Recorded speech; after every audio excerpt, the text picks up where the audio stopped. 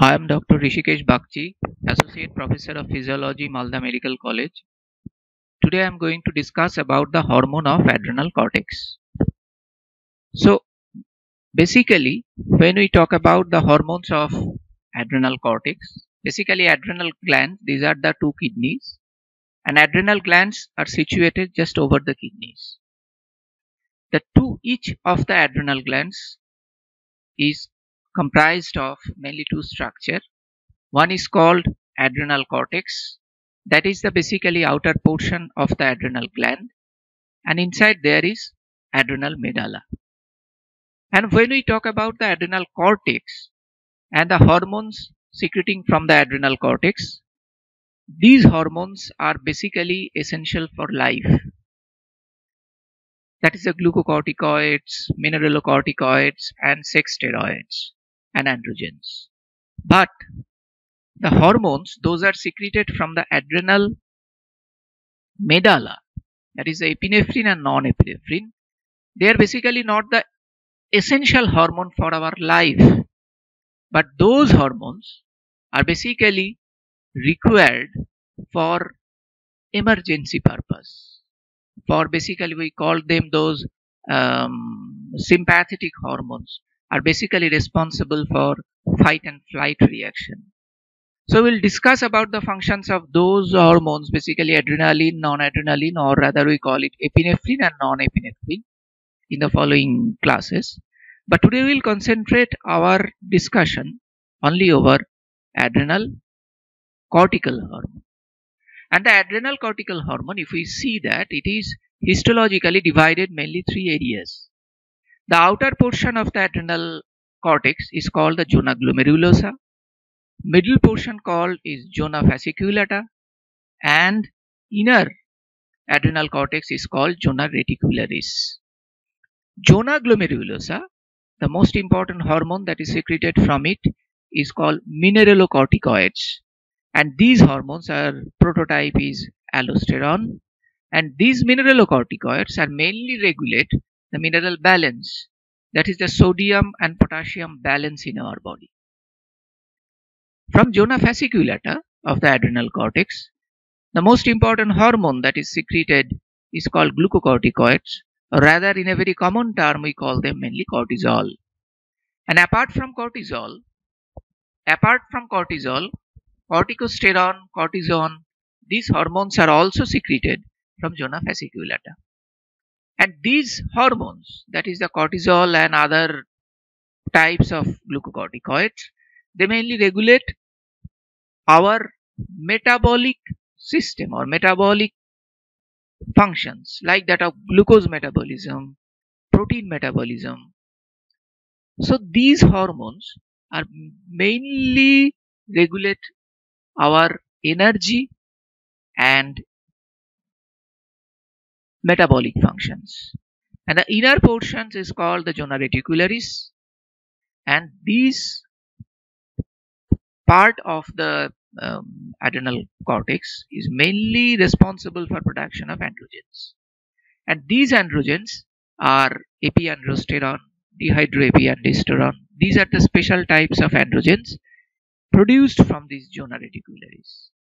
And the innermost part we discussed previously, that it is adrenal medulla, and these adrenal medulla produce stress hormones. Like we told previously, they are epinephrine and non-epinephrine, and these stress hormones are basically sympathetic hormones. We call them sympathetic hormone for ANS or autonomic nervous system, and these sympathetic hormones are responsible for fight and flight reaction or some emergency response reactions that is required in our body. But mind it, we'll talk again about this, that the hormones which are secreted from the adrenal cortex are mainly emergency hormones, whereas required for our body for our living purpose, day-to-day activity. But the hormones that are secreted from adrenal medulla, like epinephrine and non-epinephrine, they are not as important as the hormones of adrenal cortex for our day-to-day activity. Now, let us discuss about the structure, or rather the chemical structure of the adrenocortical steroids. So basically these all hormones, those are secreted from adrenal cortex, from the zona glomerulosa, zona fasciculata, zona reticularis, all are steroid hormones. And these steroid hormones, you know that all these steroid hormones are produced from a common source, that is the cholesterol. And these cholesterol are 27 carbon atoms. And from these cholesterol, 27 carbon atoms, the most important precursor of cholesterol that is produced is called the 21 carbon steroids. These are 21 carbon atoms, and these 21 carbon atoms are mainly progesterone, deoxycorticosterone, aldosterone, and cortisol. These are 21 carbon atoms. That is, the 6 carbon atoms are basically eliminated from the cholesterol, and there is production of 21 carbon atoms. And within these 21 carbon atoms, when there is hydroxylation occurs at the 21 carbon, then there is production of deoxycorticosterone, which is a mineralocorticoid, but it has no glucocorticoid activity. And when there is a hydroxylation at the C17 carbon atom, then there is production of glucocorticoids. So progesterone, aldosterone, cortisol, they are all 21 carbon atoms. But when there is a hydroxylation of 21 carbon atom, the mainly mineralocorticoid lineage are produced. But when there is a carboxylation on C17 carbon atom, then there is a lineage of cortisol, or the corticosteroids, rather the glucocorticoids are mainly produced. And when these 21 or 17 hydroxylated carbon atoms, again they are cleaved, some carbon atoms, 2 carbon atoms are cleaved, that is the side chain of these 21 carbon atoms are cleaved, then there is production of 19 carbon steroids. We call them 19C steroids, or the steroids containing 19 carbon atom. And these 19 steroids are basically all are androgens, mainly dehydroepiandrosterone and androstenedione. So these are basically androgens, which are 19 carbon atoms. 2 carbon atoms are cleaved, that is the side chains here are cleaved by some enzymes, and there are production of 19 carbon atoms. So 21 carbon atoms are having mainly mineralocorticoid and glucocorticoid activity, and 19 carbon atoms like the dehydroepiandrosterone or androstenedione, they have mainly androgenic activity. And from these androstenedione, in testes, testosterone is produced. So from the androgen androstenedione, which is produced mainly in the adrenal cortex, it ultimately goes to testes, and there it is converted to testosterone. And there is another carbon atom, that is 18 carbon atoms. And when in 18 carbon atoms there is aromatization of that 18 carbon atom chain, so there is production of estradiol. And these estradiol, not in the adrenal cortex, but in ovaries and placenta, it is converted into estrogen. So estrogen is basically 18 carbon atom with the presence of the enzyme aromatase. In placenta and ovary, it is converted to estrogen. So these are basically the basic structure of all the steroid hormones secreted from adrenal cortex. They are all precursor of cholesterol. Cholesterol is a 27 carbon atoms, from where 21 carbon derivative, they are also called the pregnant derivatives, are produced. And when there is 21 hydroxylation, then there is a production of mineralocorticoid lineage. And when there is a hydroxylation of 17 carbon, then there is a production of cortisol lineage. And then these 21 carbon atoms, the side chain is cleaved by some enzymes, and there is production of 19 carbon atoms containing steroids, and they are basically androgens. And from these androgens, testosterone is produced in the testes, and there is aromatization of these androgens, especially in placenta and ovary, and there is production of estrogen. And this aromatization only occur in those organs, but it doesn't occur in adrenal cortex. Now, we have discussed about the basic chemical structure of adrenocortical steroids, but all these are precursor. We discussed that all these steroids hormone are precursor of cholesterol. So now we have to know that from where the cholesterol is produced. Cholesterol and other hormones are basically produced under the influence of, we know that, ACTH. And these ACTH, there is ACTH receptors, and there is also LDL receptors. Where? In the adrenal cortex.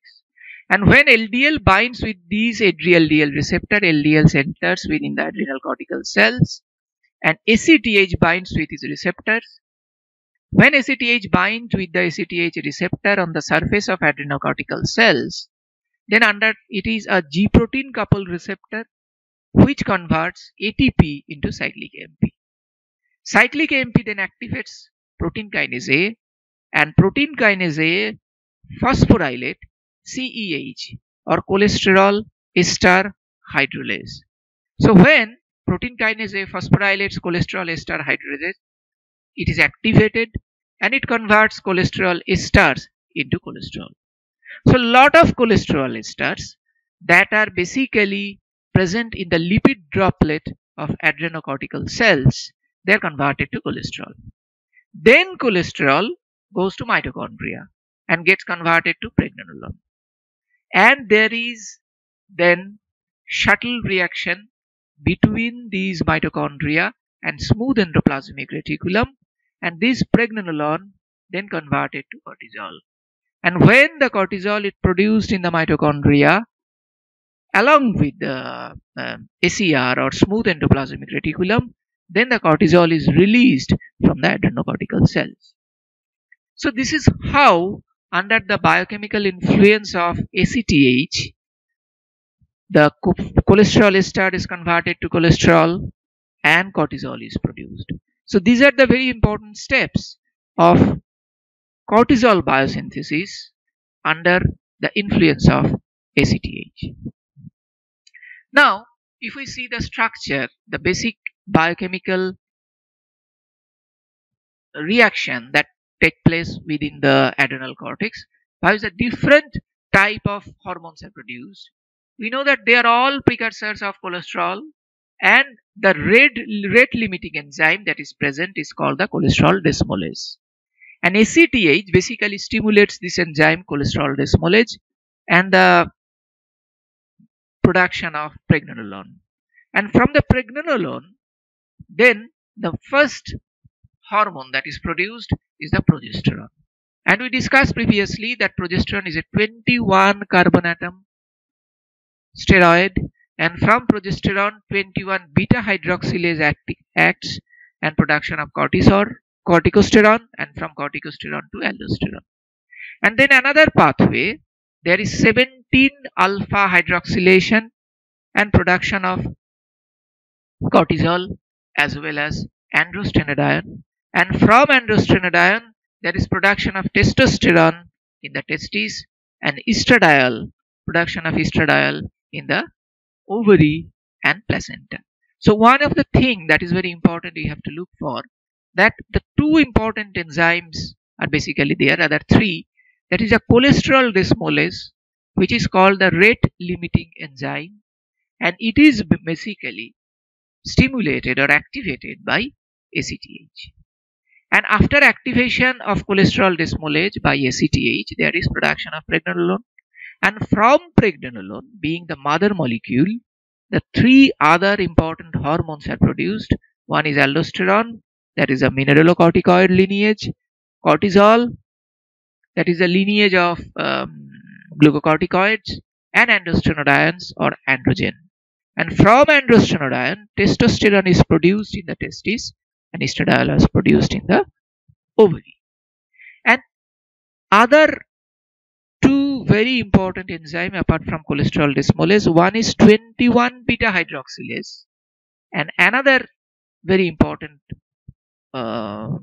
enzyme, that is 17 alpha hydroxylase.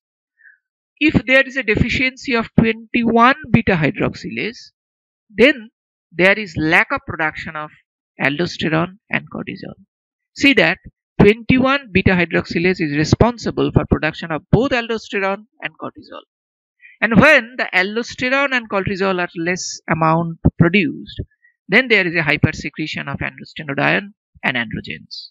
So when there is 21 beta hydroxylase deficiency, we will discuss later that there is decreased production of mineralocorticoid and glucocorticoid and increased production of androgens. On the other hand, when there is a diminished production or absence or lack of functionality of the enzyme 17 alpha hydroxylase, then there is less production of glucocorticoids and sex steroids, but there is no hindrance of producing aldosterone. So in case of 21 beta hydroxylase deficiency, there is no or less production of mineralocorticoid, glucocorticoid and hyperproduction of androstenedione or androgen. And when there is 17 alpha hydroxylase deficiency, there is no or less production of cortisol or androstenedione but increased production of aldosterone. So this concept we will discuss just a bit later, that what are the effects of 21 beta hydroxylase and 17 alpha hydroxylase deficiency. We should keep it in mind when we discuss later about these very two important enzyme deficiency syndrome. Then we won't discuss this again, but we straightly go to the symptoms of those enzyme deficiency. Now next is the most important point that we should discuss, that how the steroid hormone acts. So basically what is the mechanism of action of steroid hormones? So like you know that the steroid hormone, G here signifies for glucocorticoids or cortisol. So being a steroid hormone, they can directly enter through the cell membrane, or this is a plasma membrane of any cell, that is the target cell. And when they enters within the cell, so there is glucocorticoid receptor, and these two glucocorticoid receptor are basically bound with heat shock proteins or HS protein, and these heat shock proteins are basically a kind of chaperones protein. So when glucocorticoids enter within these cells, the heat shock protein are removed, and when this heat shock protein is removed, so in the enzyme binding site, the two glucocorticoid molecules are attached, and these two glucocorticoid molecules basically produced a dimer, and these two dimers are connected by a bridge. These two glucocorticoid receptor connected, forming the glucocorticoid dimer connected with a bridge. When they bound with these glucocorticoids, they are phosphorylated, and when they are phosphorylated, these glucocorticoid receptor is activated, or we call them HRE or hormone receptor element, or also call it HRC or hormone receptor complex. So when this hormone receptor element or HRE after phosphorylation becomes activated, they enters within the cell, enters within the nucleus of the cell. This is the nuclear membrane, enters within the nucleus, and there is a special area in the DNA or over the gene that is called the GRE or glucocorticoid receptor element. So then glucocorticoid receptor bind with that GRE or glucocorticoid receptor element, then those portion of DNA are activated, and they can produce a special produce and suppress the different types of genes, and those genes ultimately produce special type of proteins and or inhibits production of special type of proteins which ultimately performs the different function of the glucocorticoid activity. So these may be mostly they are the metabolic functions of the glucocorticoid. But though this is a prototype of cortisol, mechanism of action of cortisol, but we should remember that all type of steroid hormone are basically act by this mechanism. Now we should discuss about the transport, metabolism and excretion of adrenal steroids. So first, when we are talking about these mechanisms, so basically we take cortisol as the prototype of hormone. And the cortisol is basically bound in the circulation to an globulin, and it is called the transcortin or corticosteroid binding globulin. And cortisol is mainly transported by binding with this globulin. Next, the cortisol is metabolized in the liver, which is the principal site of glucocorticoid catabolism. About 10% of secreted cholesterol is converted in the liver to 17 ketosteroid derivatives of cortisol and cortisone. The ketosteroids are conjugated for the most part of the sulfate and then excreted in the urine. 15% of the secreted cortisol is excreted in stool. So these are basically the transport metabolism and excretion metabolism of adrenal steroids. So next we'll discuss about the regulation of cortisol secretion. That is how cortisol is regulated in our body.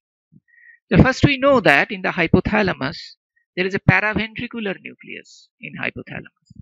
And from this paraventricular nucleus there is a special type of hormone that is secreted, and it is called the CRH or corticotropin releasing hormone.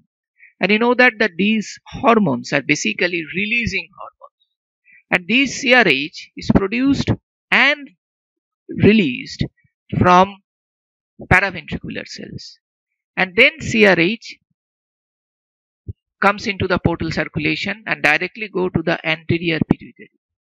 And in the anterior pituitary,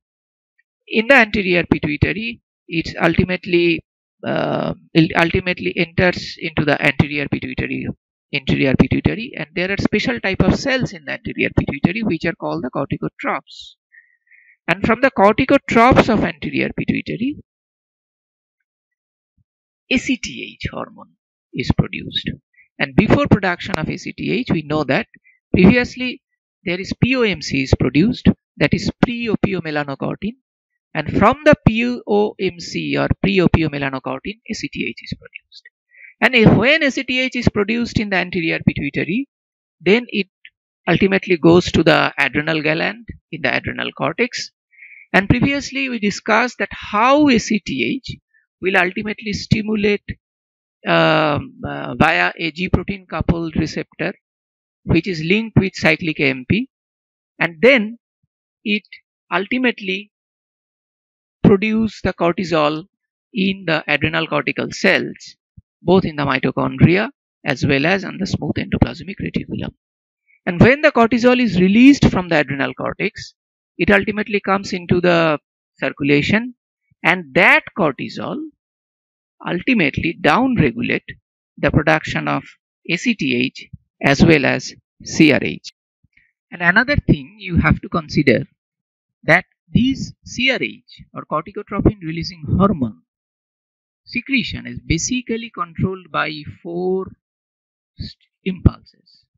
First is drive from circadian rhythm, emotion via limbic system, and trauma via nociceptive pathway. They stimulate production of CRH. And basically these are the basically stress element or stress response which ultimately stimulates the CRH and via CRH ACTH secretion.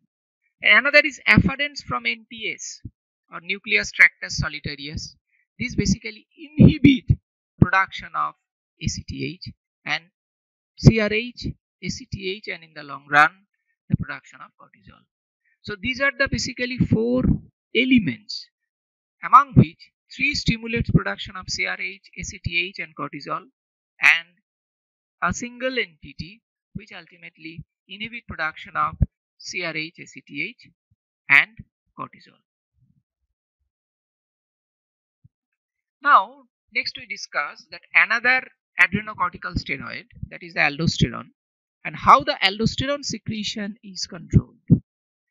Basically, we know that aldosterone is the mineralocorticoid hormone, and that mineralocorticoid hormone is secreted from the adrenal cortex. And most important stimulus for aldosterone secretion is the decrement of blood volume.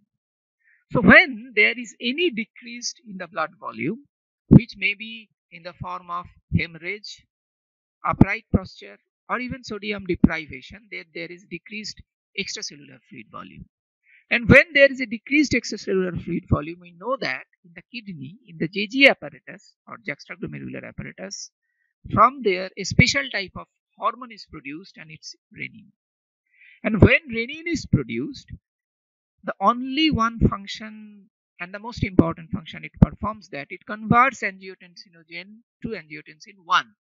And this angiotensinogen is produced from the liver.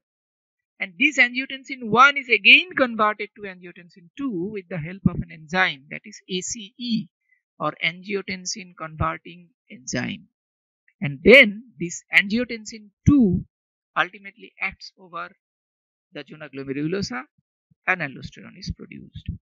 So basically, the aldosterone secretion is mainly regulated by RAA system or renin, angiotensin, aldosterone system or mechanism. And another very important stimulus for aldosterone secretion is hyperkalemia. When there is hyperkalemia, it increases aldosterone secretion. Aldosterone increases renal potassium secretion, restoring blood potassium to normal. So when there is a hyperkalemia, more amount of aldosterone is produced, and it increases the secretion of potassium through the kidney, and that is the potassium level is maintained. So basically two major stimulus which is regulates the aldosterone secretion. One is RAA system or renin, angiotensin, aldosterone system, and another is hyperkalemia. But we should remember that the regulation of aldosterone secretion is always under, as cortisol is under the ACTH hormone or ACTH dependent. And we previously also discussed that angiotensin 2 is basically stimulates this enzyme aldosterone synthase to produce aldosterone from corticosterone. So this aldosterone, when it is produced, so it is stimulated by the enzyme angiotensin 2, and which is ultimately produced via the RAA axis.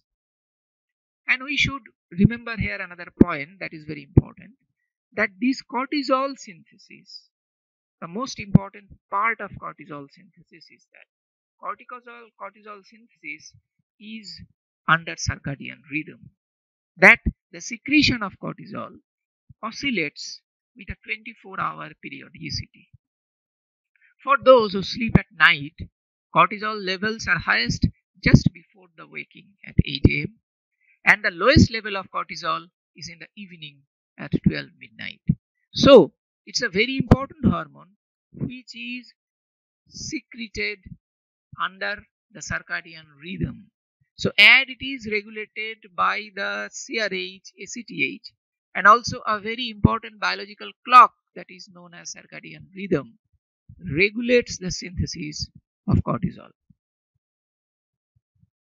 Now, next we move to the most important portion, that what are the different functions of this cortisol as well as aldosterone or mineralocorticoid. So first we discuss the actions of cortisol.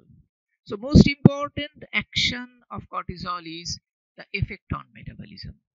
So it's basically a metabolic hormone, and its effects are most influential over the carbohydrate protein as well as lipid metabolism. One of the things that we should remember that cortisol mainly increases the glucose concentration or carbohydrate concentration within the blood.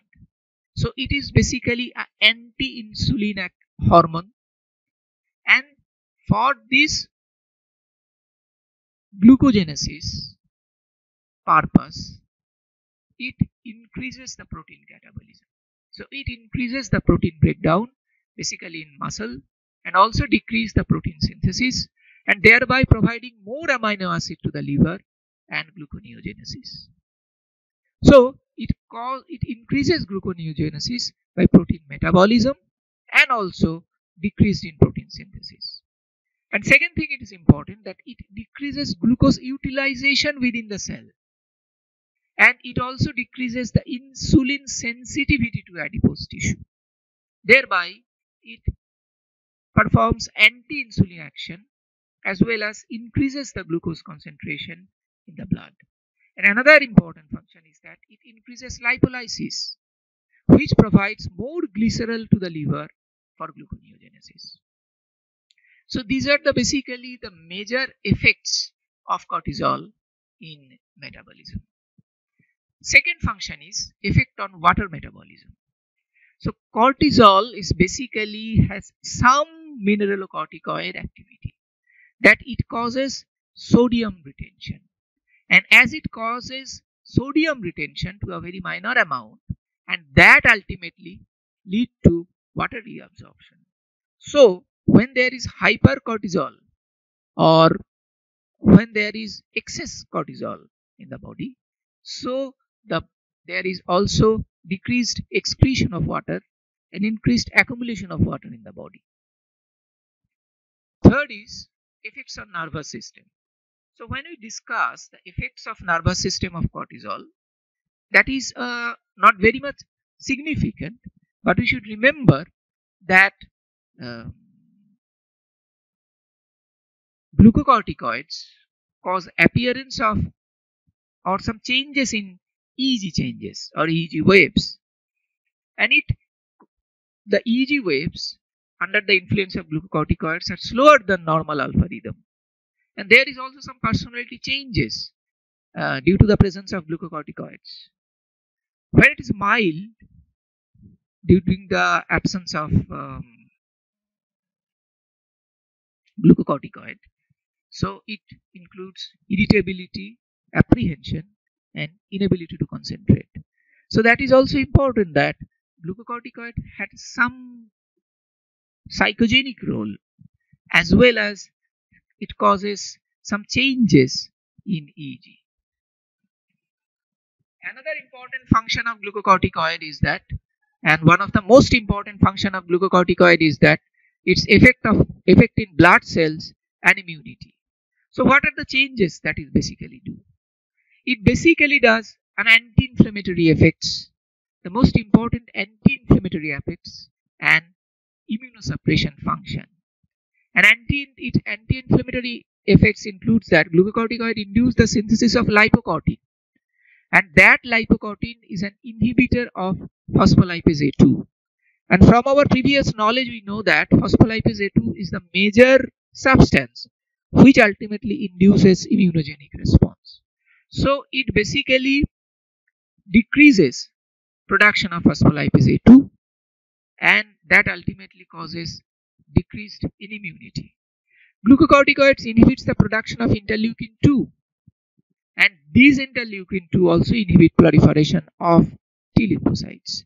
So glucocorticoids causing decrement of production of interleukin 2 will ultimately leads to inhibition of production of T lymphocytes.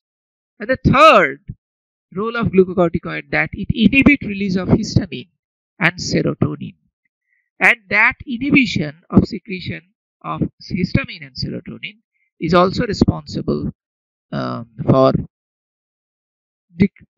decreased immunity. And that glucocorticoids inhibit the production of interleukin 2 and T lymphocyte, and thus it also inhibits the immune function or immune suppression. So we must remember that when there is organ transplantation surgery like renal transplant, liver transplant. So glucocorticoid is the most important drug that is used for the immunosuppression for few days to few months, because if then that diminished immune suppression ultimately helps to prevent the organ rejection. Next, there is a very important effects of cortisol in vascular system also. In vascular system, it upregulates the alpha 1 receptors. And when it upregulates alpha 1 receptors on arteries, increasing their sensitivity to the vasoconstricting effect of norepinephrine. Thus, the cortisol excess, when there is a cortisol excess, there is increment in arterial pressure, and that ultimately lead to hypertension. Then another function of cortisol, and it is the one of the most important function of cortisol, is that effects on stress. So when there is stress, the most important hormone that is liberated is ACTH. And when ACTH is liberated, that ultimately stimulates production of glucocorticoids, and ACTH along with glucocorticoids, they mediate the stress. Another important function of cortisol, and you students, you should always remember, this is called the permissive action. Permissive action means that this hormone doesn't directly performs any function, but it helps in performing function of other hormones. Like cortisol helps in performing function of noradrenaline as well as glucagon. So we previously discussed that cortisol upregulates the H1 receptor, alpha 1 receptor in the arteries. So upon the upregulated alpha 1 receptor, norepinephrine can act or noradrenaline can act. So this is basically a permissive action of cortisol, which permissively helps noradrenaline to perform this action. And the last function of cortisol is effects on ACTH. We discussed previously that it downregulates secretion of ACTH, and this is via a negative feedback mechanism. So it downregulates the synthesis of ACTH, and via ACTH also it downregulates its own synthesis and secretion from the adrenal cortex. Now, if we see the actions of cortisol in this schematic diagram, it is that it decreases connective tissue formation. So we discussed previously that it inhibits protein synthesis and stimulates protein degradation. So by this, it decreases connective tissue, and it inhibits inflammatory and immune responses. We discussed this quite elaborately, that how it inhibits the inflammatory and immune response. It maintains cardiac output, increase arteriolar tone, and decrease endothelial permeability. We discussed that it mainly does all this function basically by upregulating the alpha 1 receptors. It facilitates the maturation of the fetus in utero. It increases glomerular filtration and free water clearance. It modulates emotional tone and wakefulness. We discussed that due to deficiency of cortisol, there is a mood disturbance. And it maintains muscle function, decrease muscle mass. That is again due to inhibition of protein synthesis and incremental protein degradation. It decreases bone formation, increases bone resorption. That is why hypercortisol, or the increased synthesis of cortisol in Cushing's disease, it ultimately turns to osteoporosis. Now, what are the different actions of aldosterone? So the action of aldosterone are mainly, basically we divide into two types. One is primary actions and another is secondary actions.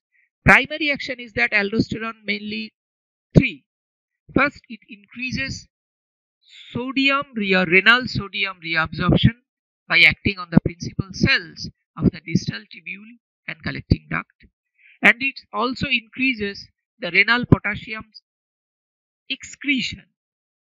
It also acts via the acting over the principal cells and late distal tubule and collecting duct, and by acting over the alpha intercalated cells, it causes increased H plus secretion. So aldosterone basically increases sodium concentration in our body, causing hyperkalemia, decreased potassium concentration in our body, leading to hypokalemia, and it also increases the H plus excretion through the kidney by causing metabolic alkalosis. But how it basically performs all these mainly three functions? Its mechanism of action is that aldosterone acts by increasing aldosterone induced protein, or called AIP synthesis.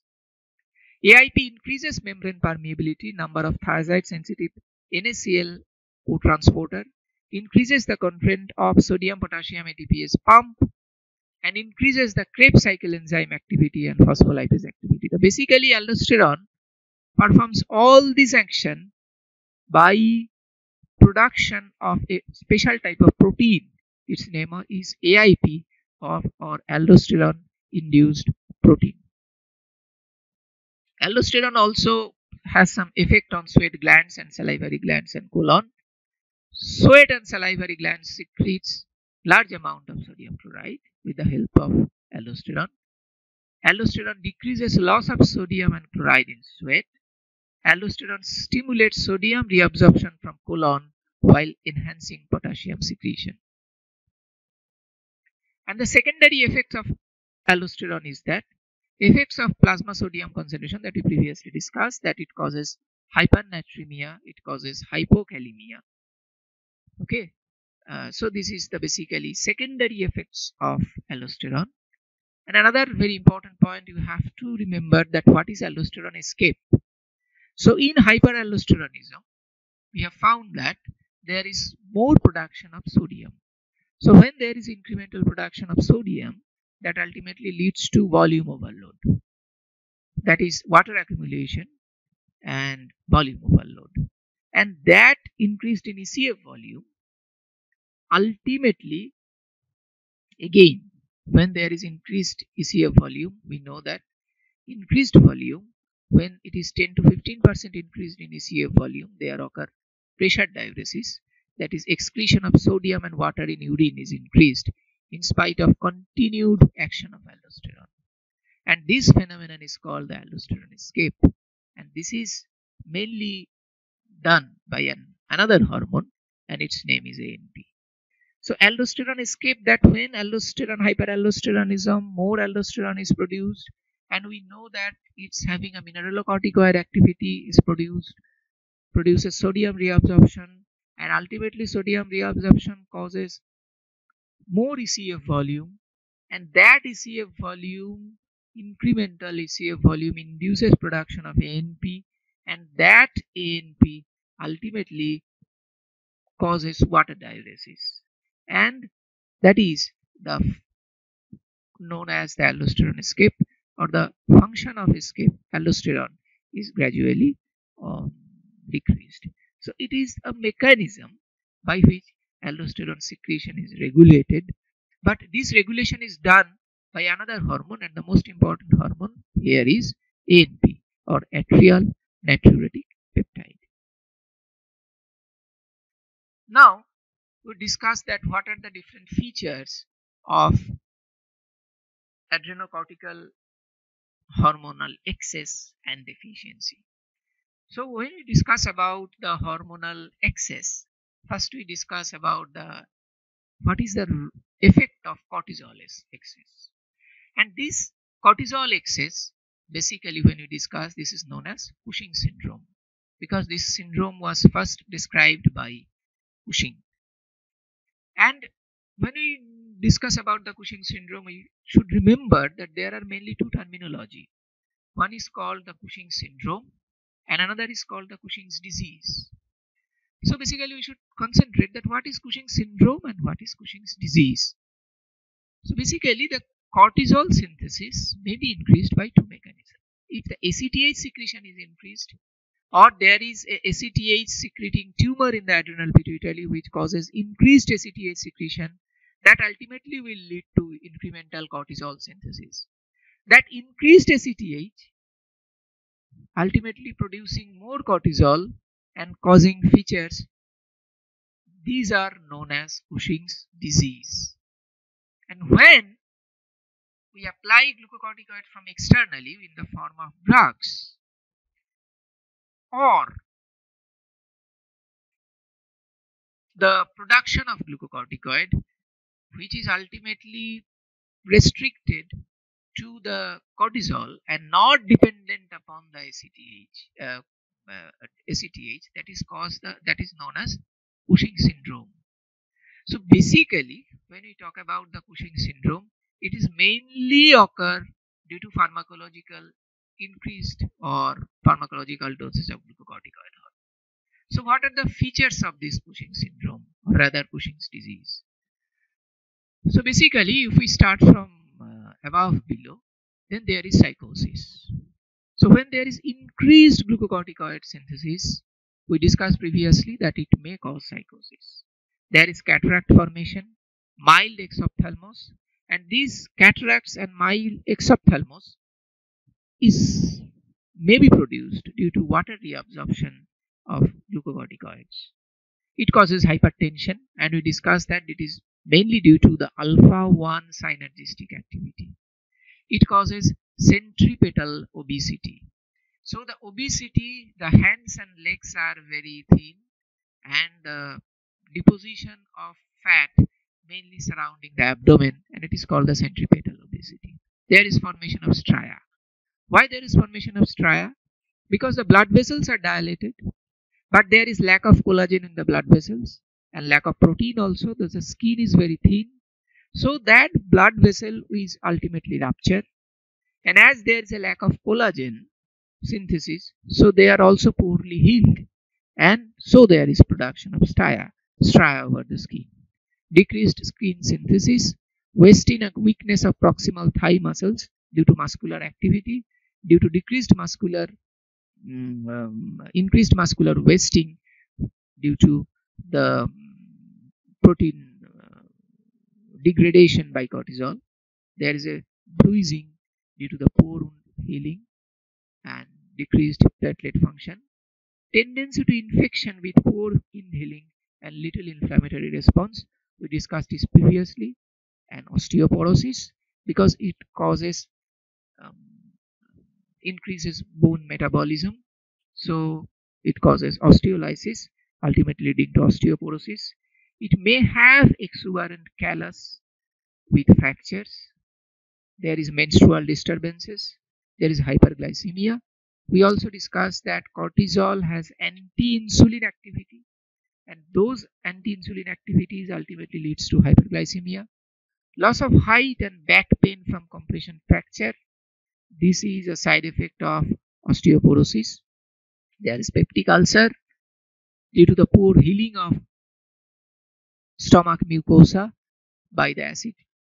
There is moon face, acne, plethora, hair thinning, hirsutism, and all these are due to mainly the sodium accumulation, ECF changes, and as well as poor collagen and protein content within the skin.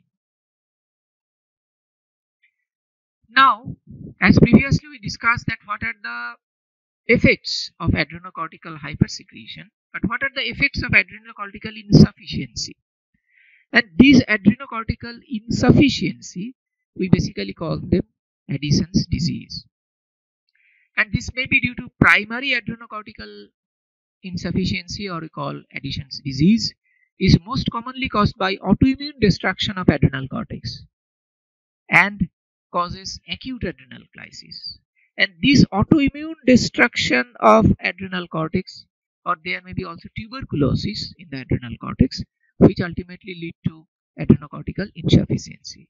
And the secondary adrenocortical insufficiency may be due to the deficiency of ACTH.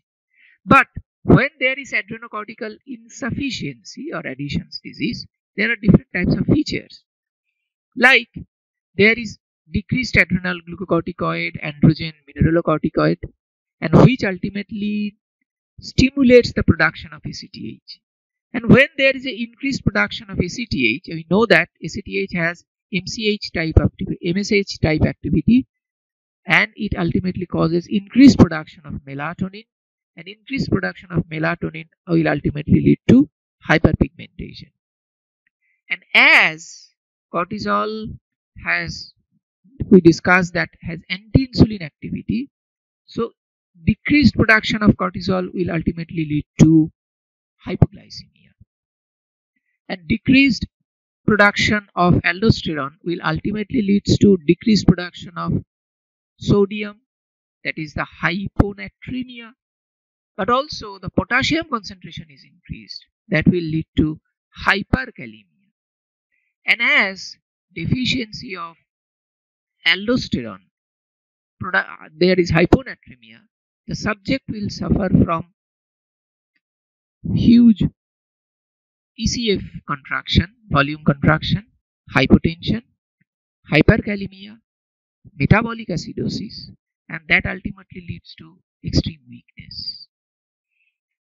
And extreme weakness from anorexia, nausea, vomiting, thyroid and parathyroid disease, cardiac insufficiency and hypotension, adrenal atrophy, destruction.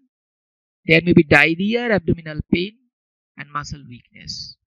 So due to deficiency of both cortisol and aldosterone, so these are the basically features of Addison's disease, starting from personality changes, confusion, coma, anorexia, nausea, vomiting, diarrhea, abdominal pain, and due to the decreased adrenocortical hormonal secretion, which ultimately leads to increased ACTH secretion, and that ACTH being some MSH like activity, which ultimately produce hyperpigmentation.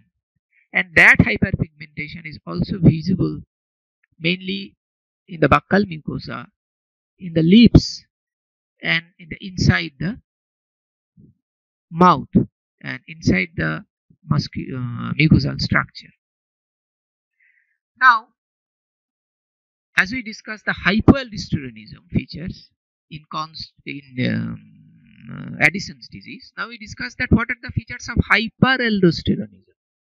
So again, it is primary and secondary hyperaldosteronism. The primary hyperaldosteronism is also known as Conn's disease, and which occurs due to tumor and hyperplasia of zona glomerulosa.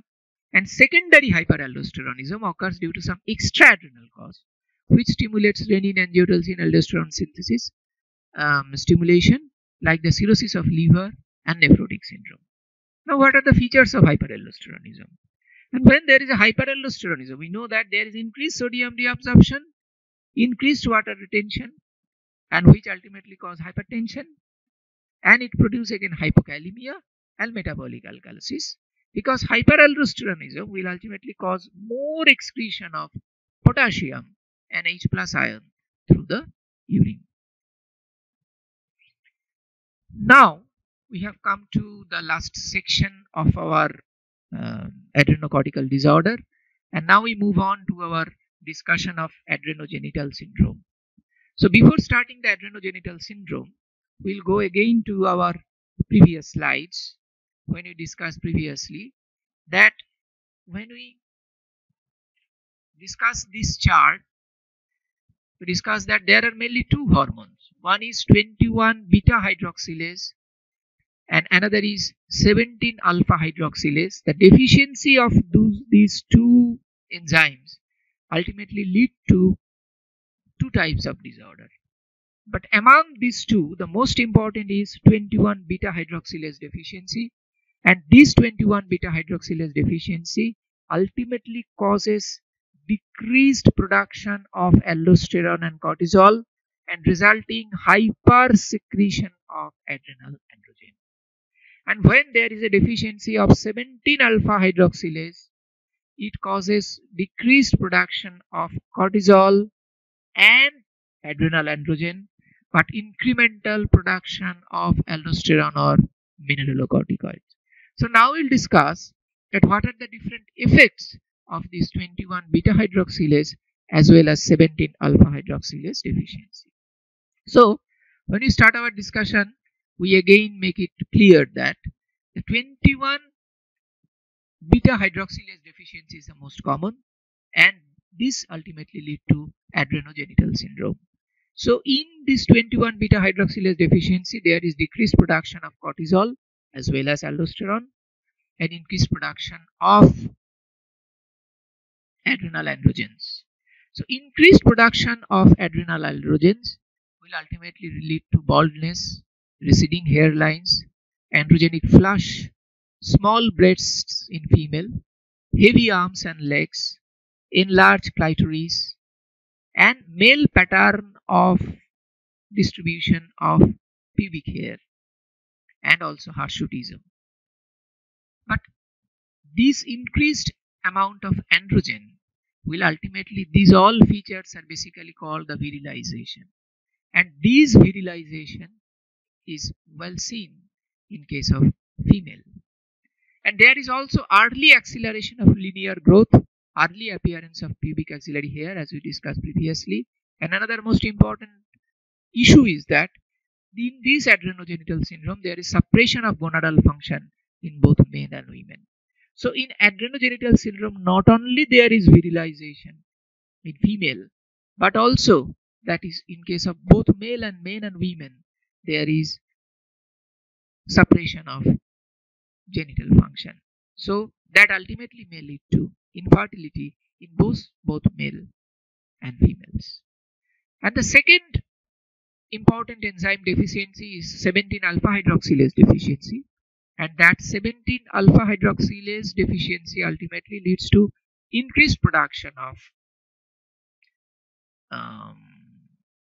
aldosterone or mineralocorticoid, and which ultimately leads to hypertension. But one thing you should remember in the both of this case, in 21 beta hydroxylase deficiency and 17 alpha hydroxylase deficiency, in both this case there is high ACTH, and this high ACTH will ultimately lead to what? Will ultimately lead to pigmentation. So not only in case of 21 beta hydroxylase deficiency and 17 alpha hydroxylase deficiency, there is in case of 21 beta hydroxylase there is a virilization in case of female and infertility, and 17 alpha hydroxylase deficiency, the most important feature is hypoglycemia and hypertension. But in common, both in the two cases, the common thing is that there in both cases there is high ACTH, and that high ACTH will ultimately leads to increased pigmentation. And the last point we will discuss in adrenal cortical hormones is what are the tests, and basically what is the tests of Cushing syndrome. So when we test for Cushing syndrome, basically we do a plasma cortisol level. Cortisol level is raised and there is a loss of diurnal pattern. We know that the cortisol synthesis is under circadian rhythm or under diurnal pattern.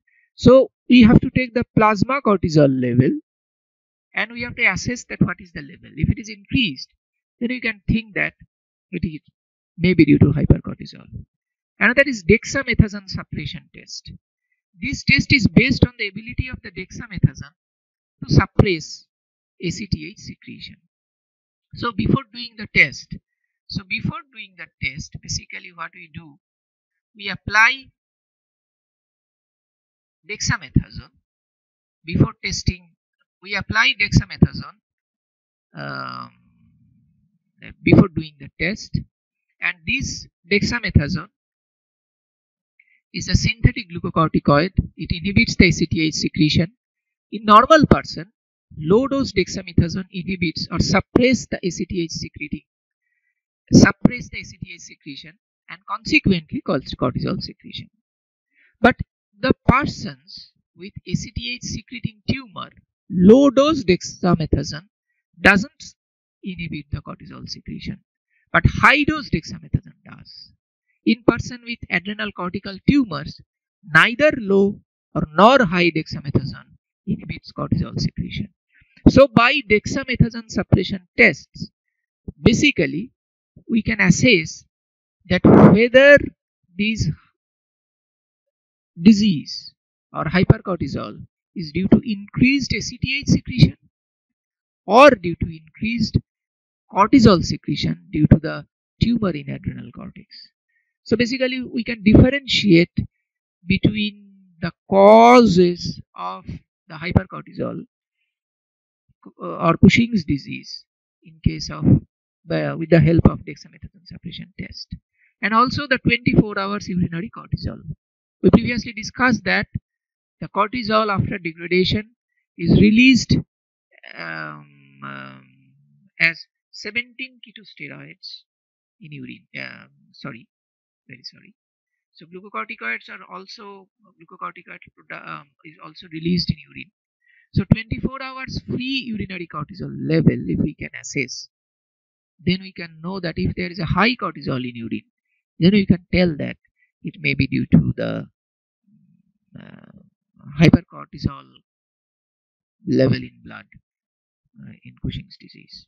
So basically Cushing syndrome, we can take the plasma sample, morning plasma sample for plasma cortisol level, 24 hour free urinary cortisol, and with the help of dexamethasone suppression test, basically we can know that the origin of the Cushing's disease, whether it is due to the hyper ACTH secretion due to the ACTH secreting tumor from anterior pituitary, or it is due to the increased amount of cortisol secretion due to tumor in the adrenal cortex. So this is all basically about our discussion in adrenal cortical hormones, and we have skipped the discussion of adrenocortical androgen because these androgens, from androstenedione, the testosterone is produced in the testes and estrogen is produced in ovary and placenta, and we discussed in during the reproductive physiology what are the different functions of testosterone and what are the different functions of estrogen in detail. So we did not discuss about these adrenal androgens, estrogen, testosterone here. Especially we restricted our discussion regarding cortisol and aldosterone. Thank you very much for your patient hearing.